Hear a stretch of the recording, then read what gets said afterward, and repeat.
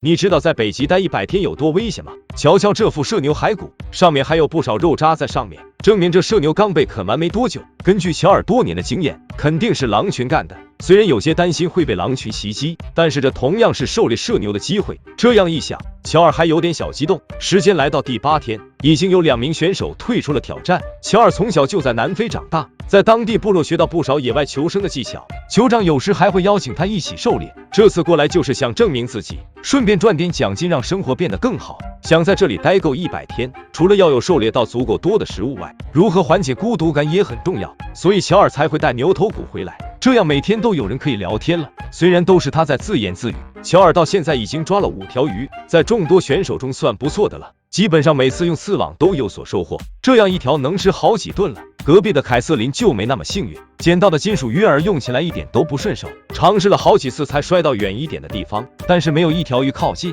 水里的刺网也没有什么效果，再这样耗下去也不是办法，回去的想个法子抓到鱼才行。阿莫斯觉得凯瑟琳的步骤错了，去抓鱼前要像他一样先祈祷，只听到他在那唱道：谢谢你，因为有你温暖了4季。这歌杀伤力实在太大了，阿莫斯一天也只敢来1遍，不过也足够他每天收获满满，今天也不例外。刺网里面就有1条，靠着这个法子，阿莫斯在这里就没有饿过。夜里正享受着鱼汤时，外面传来的声音吓得他大气都不敢出，感觉就在营地不远处，这声音很有可能就是狼獾，肯定是想过来偷食物吃了。阿莫斯立刻拿起手中的弓箭到外面，他还没吃狼獾，不知味道如何，但是兜了一圈都没有看到他身影，看来是溜到其他地方了。食物虽然没有少，但是也得找个好点的地方保存才行。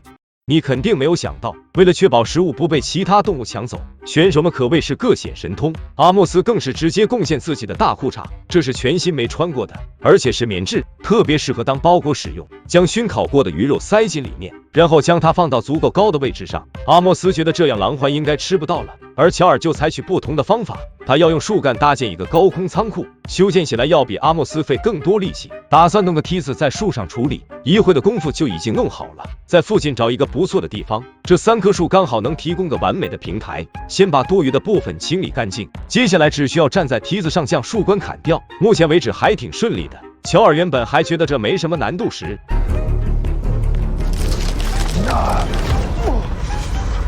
刚刚实在太危险了，幸好他皮糙肉厚没啥事。为了安全起见，这斧头是不能用了，只能换成锯子将树冠慢慢锯断，这比想象中还要难发力，耗费了更多的时间精力才能搞定。之后将树枝放在上面拼凑，形成一个不错的小平台，鱼肉放在上面确实要安全很多。他就不信没有梯子，他们能爬得上去。忙碌这么久，是时候回去休息了。现在是第10天的早上，凯瑟琳天一亮就到岸边钓鱼，但是到现在都没有鱼凑过来，这让他情绪变得更加低落，感觉自己实在太失败了。虽然这边的兔子很多，但是没有什么脂肪，并不能让他熬到100天。就在凯瑟琳想要回去时，突然看到有只驼鹿走了过来，这可把他高兴坏了。要是能狩猎到，别说100天，200天都没问题。但是凯瑟琳出门并没有带弓箭，她要抓紧时间跑回营地。但是当她回来时，驼鹿早就已经溜到其他地方了。凯瑟琳实在绷不住，哭了起来，也不知道她接下能否找到吃的。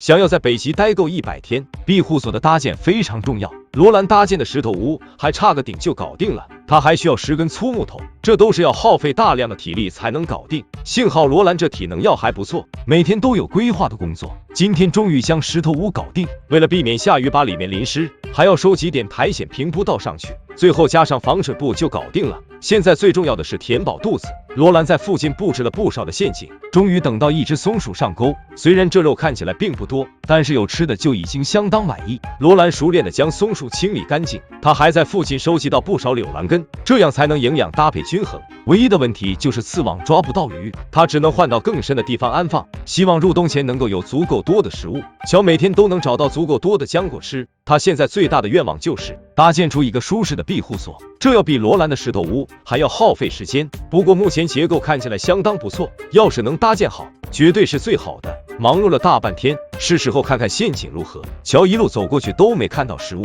发现有不少陷阱被破坏了，将所有陷阱看完什么都没有。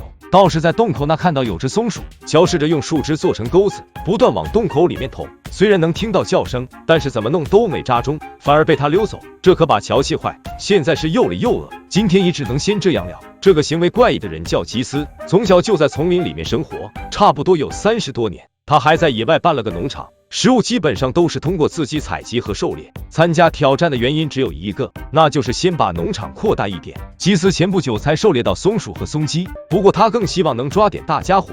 附近倒是看到有驼鹿的粪便，想找到它还需要点运气，在这里兜兜转转，终于发现食物。树上那有只松鼠，吉斯想都没想，直接拉弓射箭，一击就将它解决。松鼠的肉并不是很多，吉斯将内脏那些放到水里，希望能吸引到鱼过来。还别说，效果挺不错的，真的有鱼上钩了，用尽全身力气想拉过来，但是这鱼求生欲拉满，